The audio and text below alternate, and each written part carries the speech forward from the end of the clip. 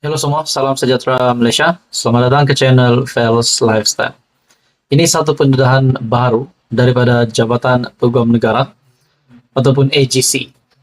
Pasti satu kejutan baru untuk kepimpinan Perikatan Nasional, disebabkan ini juga melibatkan nama salah satu bekas Menteri Perikatan Nasional.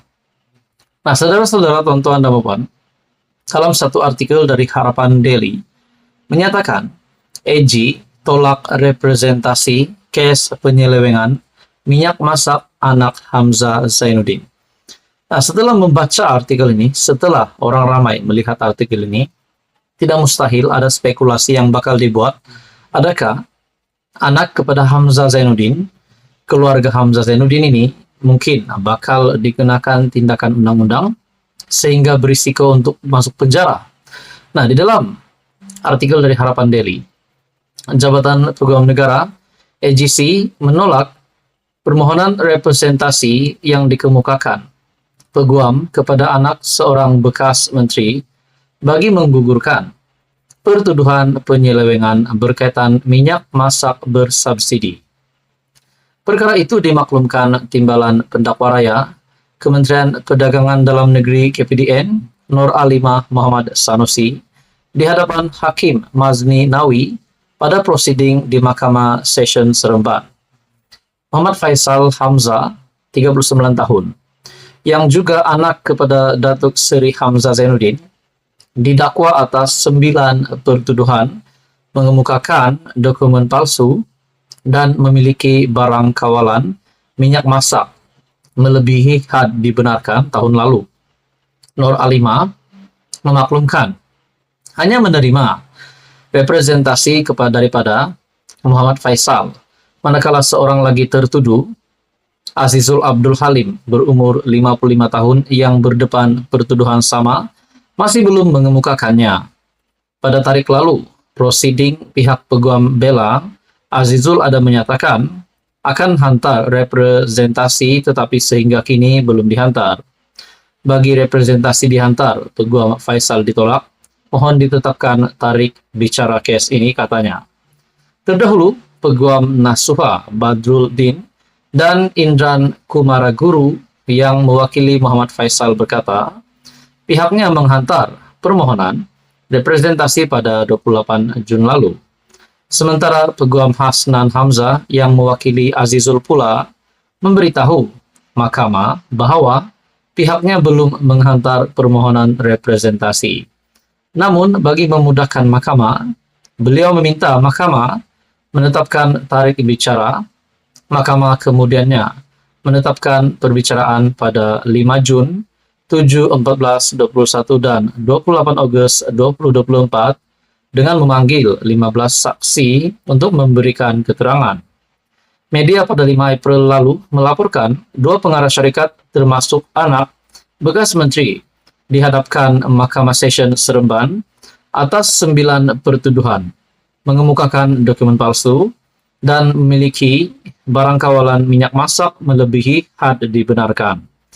Muhammad Faisal dan Azizul bagaimanapun mengaku tidak bersalah di hadapan Mazni selepas kertas pertuduhan dibacakan. Mengikut pertuduhan, kedua-dua tertuduh sebagai pengarah syarikat Rimba Merpati Sendirian Berhad dan pemegang lesen borong barang kawalan berjadwal memberikan maklumat palsu kepada KPDN semasa mengemukakan maklumat dalam borang arahan yang berada dalam simpanan berkaitan barang kawalan di bawah Seksyen 8 Akta Kawalan Bekalan 1961 berhubung dokumen invoice penjualan minyak masak kepada Pasar Segar Din Maju. Kesalahan dilakukan kira-kira pukul 5 petang di Pejabat KPDN Seremban 2 pada 12 Ogos 2022. Nah, saudara-saudara, adakah dengan ini kesalahan yang dilakukan? Oleh itu, tertuduh didakwa melakukan kesalahan yang boleh dihukum di bawah Seksyen 22 1 dalam kurungan 1 Akta Kawalan Bekalan 1961 dibaca bersama Seksyen 22 dalam kurungan 4 akta yang sama dan dibaca bersama Seksyen 34 Kanun Keseksaan. Apa komen Anda, saudara-saudara? Apakah kesan kepada keluarga Hamzah Zainuddin selepas ini? Sekian saja untuk kali ini. Teruskan bersama di dalam channel ini untuk info yang seterusnya. Mohon bantu channel ini dengan menekan butang like, share, dan juga subscribe. Halo semua, salam sejahtera Malaysia. Selamat datang ke channel Fels Lifestyle.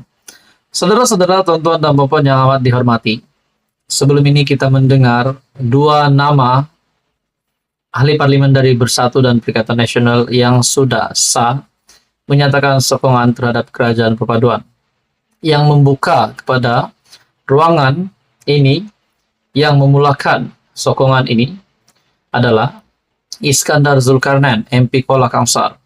Pada akhirnya, susulan dengan keputusan itu, diikuti pula dengan MP Perikatan Nasional Labuan yang juga membuat keputusan yang sama. Nah, apa yang berlaku di dalam Perikatan Nasional selepas dua MP ini sah menyatakan sokongan terhadap kerajaan perpaduan? Ini disebabkan juga karena mungkin keadaan pengundi yang amat memerlukan peruntukan daripada kerajaan, dan dengan itu, dengan menyatakan sokongan terhadap kerajaan perpaduan, MP pembangkang akan mendapatkan peruntukan.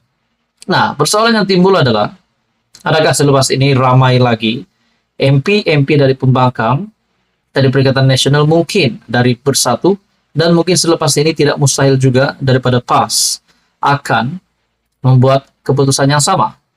Nah, saudara-saudara, satu ulasan dari Syahbudin Husin ataupun syahbudin.com, simpan pun tak guna, lebih baik Bersatu pecat segera dua ahli parlimennya yang kini sokong Anwar. Sehingga ini sudah dua ahli parlimen blok pembangkang mengumumkan sokongan mereka kepada Perdana Menteri Datuk Seri Anwar Ibrahim. Kedua-duanya adalah daripada Bersatu, Iskandar Zulkarnain, Kuala Kangsar, dan Suhaili Abdurrahman dari Labuan. Meski berada di blok yang berbeza, sokongan yang mereka berikan kepada Anwar selaku Perdana Menteri tidak bercanggah dengan akta lompat parti karena mereka tidak keluar parti dan tidak juga melompat menyertai parti lain. Kedua-duanya masih ingin kekal sebagai ahli Bersatu, malah mengatakan akan tetap taat dan setia kepada parti itu. Yang menyebabkan mereka memberi sokongan kepada Perdana Menteri hanya kerana berharap dengan sokongan yang diberikan itu, peruntukan keuangan daripada kerajaan diberikan kepada mereka sebagai ahli parlimen blok pembangkang. Kononnya, tanpa peruntukan daripada kerajaan, tugas menjaga kawasan dan memberi bantuan kepada pengundi menjadi kerja yang amat payah. Lalu, sebab itulah mereka memilih untuk menyokong kerajaan. Wahimah berada di blok pembangkang. Walaupun tindakan kedua-dua ahli parlimen itu tidak bertentangan dengan akta anti lompat parti, namun ia sudah tentu salah daripada segi moral, etika, kejujuran, harga diri, dan janji kepada parti, serta pengundi ketika mereka bertanding dulu. Sebab itu, Iskandar Zulkarnain pun sudah diberikan surat tunjuk sebab oleh Bersatu, dan banyak pihak dalam parti itu membayangkan dua kemungkinan hukuman bakal diterimanya, yaitu sama ada dipecat atau digantung keahlian. Sementara Iskandar Zulkarnain sudah diberikan surat tunjuk sebab, Suhaili juga pasti akan menerima surat yang sama tidak lama lagi. Dalam hal ini, hukuman apa yang patut dan paling sesuai diberikan kepada kedua-dua ahli parlimen yang berpaling arah itu? Apa yang nyata dengan apa yang dilakukan oleh kedua ahli parlimen? Terbukti akta lompat parti masih ada kelemahan yang membolehkan seorang ahli parlimen memberi sokongan yang berbeza dengan pendirian parti. Adakah selepas ini lebih banyak lagi MP dari pembangkang akan menyatakan sokongan kepada kerajaan perpaduan? Nah, menurut Syahbudin, simpan pun tak guna, lebih baik Bersatu pecat segera dua ahli parlimennya yang kini sokong Anwar. Apa komen Anda? Teruskan bersama di dalam channel ini untuk info yang seterusnya.